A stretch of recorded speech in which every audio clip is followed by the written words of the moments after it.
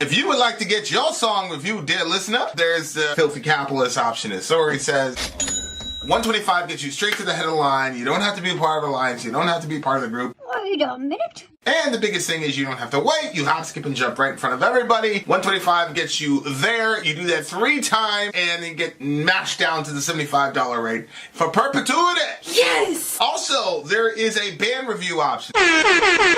So if you've got a band and you're trying to get your band some exposure, hit me up at vinsori@gmail.com, and I'll show you the details about how to pull that off. You can also jump on Patreon, and there is a option on the tiers to be able to get your band reviewed. Yep. Obviously, we can't lie to you, so we can't guarantee a positive review. Get what you get. It's just rubbish. Rubbish. Rubbish. That's British for garbage. My favorite is the community option. $1 at the gate gets you in at Patreon. You get to join an alliance. The alliance joins their points together, and that helps determine what songs that we do. The alliances hang out on Discord. Message me on Patreon to get the link. And they do all kinds of other cool things. They do Minecraft, Dungeons and Dragons. Yeah. It's really a community within the community. Anybody can go in the village, facebook.com/Vin and Sori. There's 160,000+ people on the channel. What's cool about the Discord is that it offers a real opportunity for community connection, friendship, that type of thing. And it's on Discord, so if you're not a Facebook person, it's for you. You start off at $1. Right. Plus you get exclusives. Sori and I are working on a song. So the first 15 seconds of that was on Patreon. Also, at $15 tier and above, when we actually debut the video, they're going to be there live with us. There you are, dear listener. Buy merch. Shout out to Nathan McInnes. As we said, welcome everybody. Glad to see you. As usual. I'm sure you were missing us with our difficulties with sound. Okay. Chris Cornell, When I'm Down, is the first song on our list tonight. This is for the big homette, Zoe Lowe. And so she's picked this one for us to react to. Yes. Shout out to the big homie Zoe Lowe. Speaking of Zoe, I have a daughter named Zoe, and I have a son named Seneca who was just born. True. And sometimes we supplement her milk with his milk with Fuji Bear Baby Formula, found on Amazon.com, dear listener. Fuji Bear Baby Formula. It's such great stuff. Is great stuff. It's actually, big thing about it is it's actually manufactured in Europe, in the most efficient European country, also known as Germany. American formulas haven't been significantly updated since before we were all born. That's right, 1980. Ridiculous. So our company, the European Union does those renewals on a pretty consistent basis, where ours is due up again in basically a month. So, dear listener, Amazon.com, you put Fuji in the thingamajiggy, and you will be able to help your child as well. It works especially good if they have issues with digestion. Okay, this is Chris Cornell covering the song When I'm Down. No. Covering the song One from Metallica. Oh, you're doing the... Okay.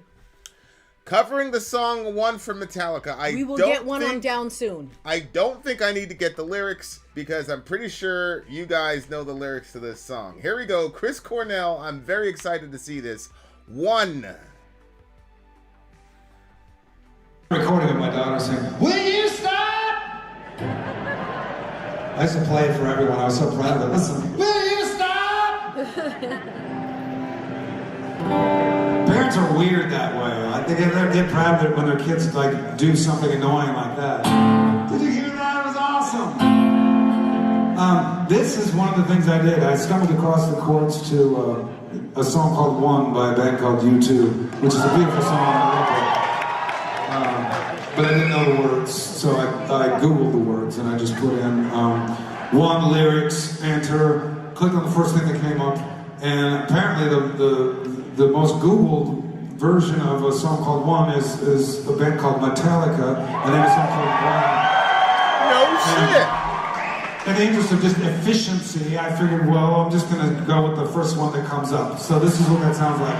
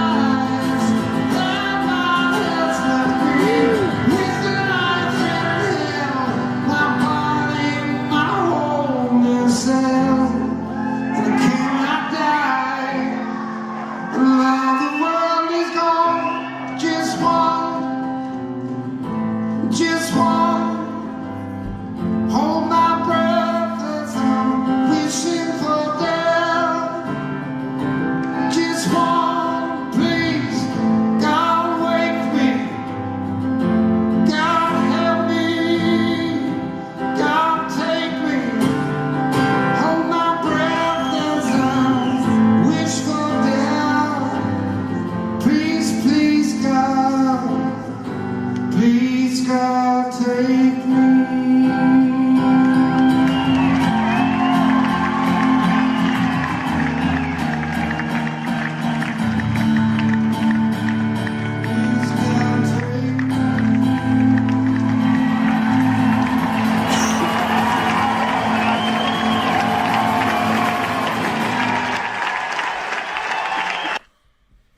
Amazon account is up and running now. We are selling our formula officially. It's amazing stuff from Europe. Made in Germany. Sold in America. Highest standards there are. In America, the standards haven't been updated since 1980. It's super weird, like older than me. In Europe, they update safety standards basically every year. This formula is top notch, great for the stomach, great for constipation.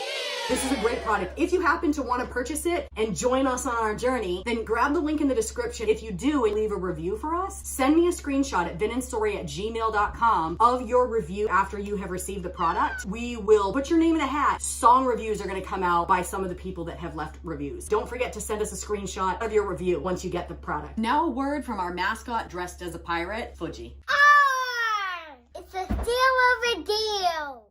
Ooh. Wow. What, this was darkness imprisoning. Yeah. That is yeah. this? Yeah. That's yeah. unbelievable. Yeah. I mean. Wow. That was. I'm actually very, very surprised because. You know, there's that show that's out where it's like it's a 10 episode season, but basically you can watch it from any point in the show. Yeah. Like you can start from episode 5 and like go all down back to episode 1, and it's supposedly a completely different show, but it's supposed to work. Yeah. It's supposed to work however wherever you do it. And I was like, yo, that's a really interesting idea. Whether or not it's going to be a well-written show, like, I'm not sure. I don't know if we have the patience. If we have the patience for that. I'm talking about me and you as consumers. Yeah. But this song is a much different kind of song based on the arrangements that he used instead of the way Metallica used it. It's almost like the way that he selected to do the arrangement with this song, I'm talking about Chris Cornell's cover, it's almost more personal, even though it's the same words. I don't know, like, but like you relate to the guy Davey more. said he felt it at a deeper level. I agree. You relate to the guy more, and you feel more sorry for the guy, based on this arrangement than the way that Metallica did it, which is pretty crazy. That somebody can outdo you in your own song. But I'm sure Metallica would happily be undone by Chris Cornell because they all kind of came up. You know, Chris Cornell was like a little bit of a generation after the grunge era, but you know, I know that they have high respect for dude. So, but just the way that he did these arrangements, I don't know. It's so odd to me, but I feel more connected to the guy than when Metallica. Oh, but well, go ahead. I mean, of course. Well, you know, it kind of reminds me of like when people get sad and then they switch their sadness to anger. Like Metallica kind of like did that. Like they went like rage with it, you know. Right. But he kept darkness. Yeah. Yeah. But the way that he did it, like he kept it there, and he was like, "This is how I feel," and then we all got to enter into that's how we feel, and that's how he feels. You know what I mean? Like it was a crazy experience. To be honest with you, I just want to listen to it again. When this whole night is done, I'm going back and re-listening to this for sure. Yeah, and I don't know like how much of my feeling of closeness to this guy in the song is because Chris Cornell is singing it, and you know Chris Cornell took his own life. This is the Like a Stone guy. Yeah. And so it's like now every single time I hear a song from this dude and it has that sort of accent, you know, of please God help me or please God take me or whatever. Yeah. I thought it was Please God Wake Me was the original. with Hetfield. I thought it was, oh, please, God, wake me. But maybe he was saying, please, God, take me. But if he says, but that would be an interesting change of the lyrics, because at the end he was saying, please, God, take me. Which is really crazy. So it's please, God, wake me. Yeah. But the way that Chris sang it at the end, it was please, God, take me, is the lyrics that he was using. Wow. So, okay.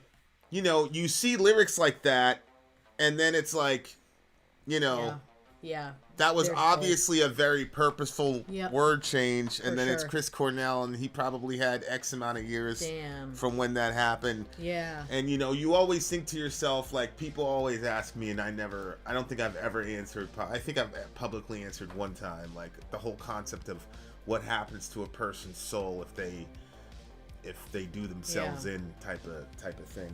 And but you just, a lot of things that we consider to be prayer, like adopting a certain kind of posture. Some people use like an entirely different lexicon. Yeah. You know what I'm saying? Like they'll start talking in Elizabethan English or and that's their thing with God, but I still do that. There's a lot of like things that are actual prayers that we don't understand that are actual prayers. You know what I'm saying? Yeah. And so yep. It's like you look at a guy like Chris Cornell and you just, there's the old thief on the cross and all he says is, remember me when you come into your kingdom. Like, right. Is that enough? You know what I'm saying? Is like, and it just seemed like a lot of the shit that he was saying, like he was speaking directly to God or some higher or whatever. Yeah. Even in Like a Stone, like, there's like clearly talking about the afterlife and wanting to reconnect with some source consciousness that he feels empty without, and it's hard to like see somebody like that, like on video, and with such an amazing talent that this dude had, just unbelievably talented, to where you can take a song and a classic song, that middle with the darkness in prison, that's like one of the top 3 ever breakdowns, whatever you want to call that part in a song, like heavy part, whatever you want to call it. Like that's like the standard of, and for him to go and redo that part and still like that, get you the intensity without the heaviness, but just move you crazy. By the power of his soul. It's just like that dude was like completely in tune with what the music was doing.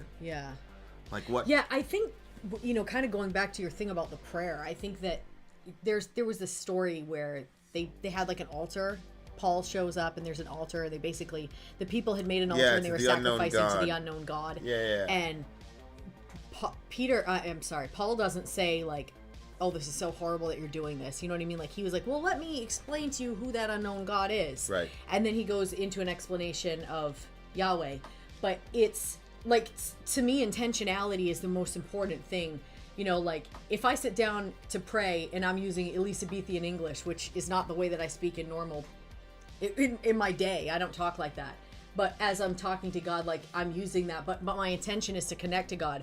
Or I'm just having one of those days where I'm like, what the fuck, God, this is so fucking fuck. Like both of them are prayers, because the intention of my heart is I want to talk to God about this. I want to have a conversation here. So I think that, just the same way, like, was a lot of what he was saying, like, to the unknown God, you know what I mean? Like, where was he at? We don't know where Chris Cornell was really at, but we do know, like, if you're reading this and we're all here because we love music and we feel music. And so when you hear him doing this song and like the words that he's singing, like you feel them like they were almost coming from your own heart, because he's so real about it. It's like when you watch a movie and you're crying with the characters, even though none of it's real.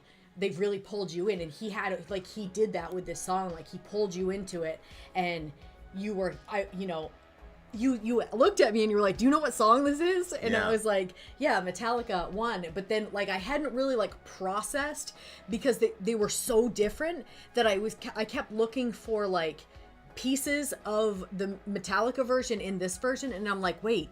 And then all of a sudden, like in my head, I heard the chorus, and I was like, what? This is insane. What it like how Mind-boggling. changed, like how much he changed this. And you know, like it's not like sometimes you love a cover because they did better than the other people. Sometimes it's they hit higher notes or but this one is just like they're both great versions, and and what is one without the other, I'm not really sure, because I love this version and I think that it's great, but I also think that part of the reason that it's so great is because, like I said, like the other one, it was turned to rage, but this one just kind of keeps it quiet, but you understand where it could go because it was done in the anger way. You know what I'm saying? Yeah. Like it really adds like another layer to listening to music because he put his own, this is a 10 for me. I mean, shoot, Zoe, this is a good pick. Yeah. Unbelievable pick. Musicianship was crazy. It is not easy to play and sing at the same time. Okay. I do like little single note backing vocals, on pretty basic, like it's hard to do. And it was just a flawless performance. It's true. Like this is the first 10 I've given in 2023. Oh, it's 10 for like me too, yeah. I've gone out of my way. To not give a 10, but this one, rest in peace to all my people. Like years go by and I lost a lot of people that way, man. Jeez. So rest in peace to all the beautiful people. Jeez. And we'll see you again, inshallah. We got more metal coming for you, do. beautiful people, on the way. Vin out. Sori out. Gone.